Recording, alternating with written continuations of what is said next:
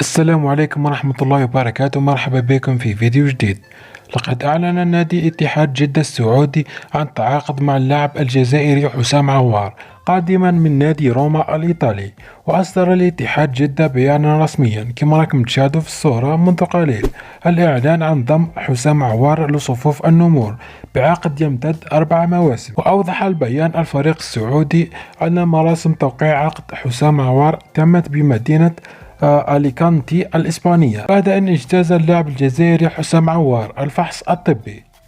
وأضاف في البيان أن الرئيس التنفيذي لنادي السعودي ثمن عن صفقة التعاقد مع اللاعب الخضر حسام عوار، والتي جاءت بناء على احتياجات النادي الاتحاد السعودي.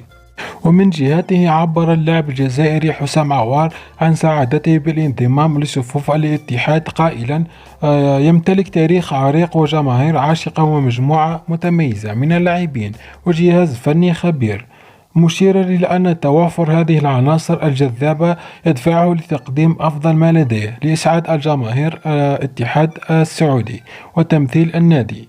كان هذا كل شيء في هذا الفيديو. بالتوفيق لنجمنا الجزائري حسام عوار في مشواره القادم مع نادي الاتحاد السعودي، ونلتقي في فيديوهات أخرى إن